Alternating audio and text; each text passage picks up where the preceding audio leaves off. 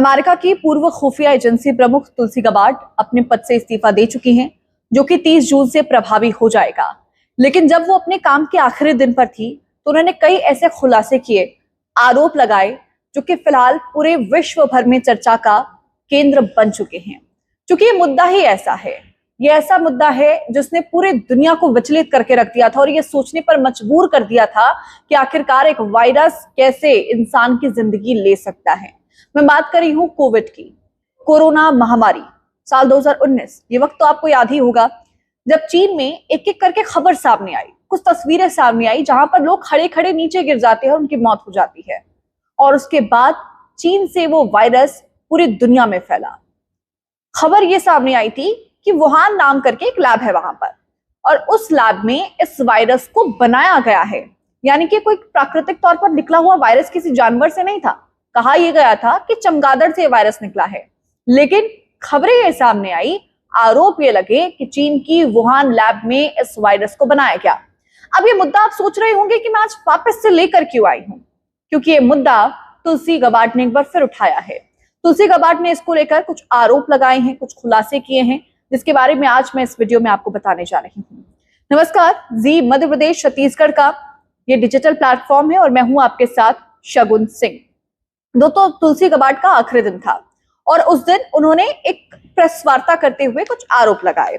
दरअसल उन्होंने press release, माफ कीजिएगा, उन्होंने अपने ऑफिस की ओर से एक प्रेस रिलीज करी और इस प्रेस रिलीज के मुताबिक साल 2020 में जब कोविड महामारी आई थी, तब फाउची एक डॉक्टर का नाम है, एक साइंटिस्ट का नाम है, जिन्होंने बाइडेन सरकार में इससे जुड़ी नीतियों का खुद नेतृत्व किया था।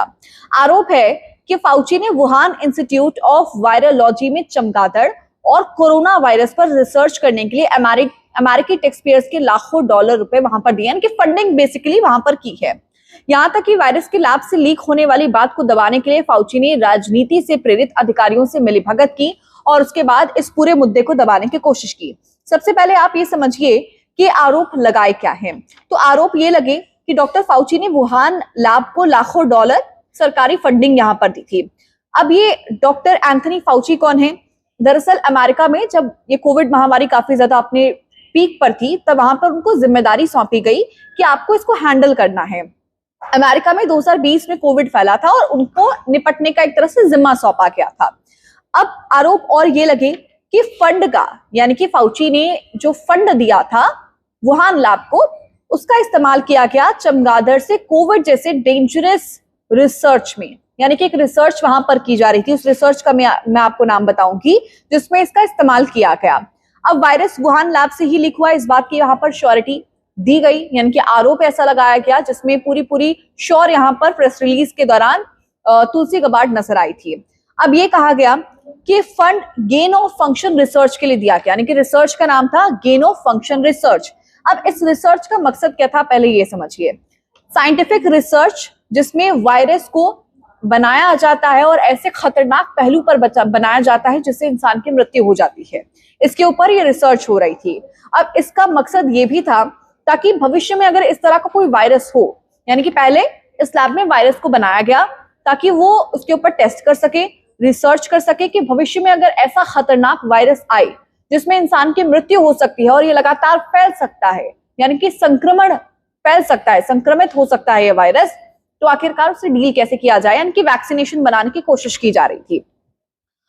और इसके अलावा वुहान इंस्टीट्यूट ऑफ वायरोलॉजी से ये लीक हुआ, यही जिसपे रिसर्च की जा रही थी, जो वायरस बनाया गया वो ही वायरस वहां से लीक हुआ चमगादड़ के थ्रू, और उसके बाद धीरे धीरे करके पूरे विश्व में ये फैलता चला गया। अब जिस डॉक्टर फाउची का मैं इतनी देर से जिक्र कर रही हूँ, आप ये भी जान लीजिए कि आखिरकार वो डॉक्टर फाउची है कौन, जिनका जन्म हुआ था न्यूयॉर्क में, 1940 में उनका जन्म हुआ था। 7 अमेरिकी राष्ट्रपतियों को स्वास्थ्य मामले पर सलाह दे चुके हैं। आप समझ सकते हैं कितनी करीबी रहे होंगे। कोरोना महामारी के दौरान अमेरिका के प्रमुख स्वास्थ्य एक्सपर्ट ये रहे। White house corona virus task force के भी सदस्य थे। उसके अलावा HIV एड्स रिसर्च में इनका अहम योगदान रहा। साल 2008 में प्रेसिडेंशियल मेडल ऑफ फ्रीडम भी इनको दिया गया। और उसके अलावा बात करें तो 40 से अधिक ऑर्डिनरी डॉक्टरेट की उपाधियां इनको मिल चुकी हैं। अब आरोप इनके ऊपर यही है कि ट्रंप सरकार ने इससे निपटने की जिम्मेदारी डॉक्टर फॉसी को दी थी, जिसका उन्होंने गलत तरीके से इस्तेमाल किया। अब मैंने रिसर्च आपको बताई कि किस रिसर्च के तहत उन्होंने फंडिंग की। ये जो आरोप लग रहे हैं। अब गबार्ड का ये भी दावा है कि वुहान इंस्टीट्यूट ऑफ वायरोलॉजी में चमगादड़ों के कोरोना वायरस पर यही खतरनाक रिसर्च किया जा रहा था जिसका मैंने जिक्र किया।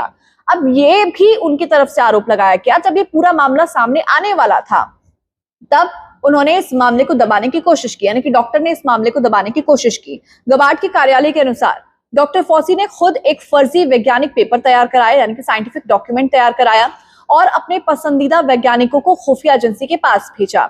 इन वैज्ञानिकों ने आधिकारिक रिपोर्ट में लिखवाया कि कोरोना वायरस लैब से नहीं बल्कि प्राकृतिक रूप से जानवरों से इंसानों में फैला है। ये आरोप डॉक्टर फॉसी के ऊपर लगे हैं ताकि फॉसी का खतरनाक रिसर्च प्रोजेक्ट जो है वो छिपा रहे।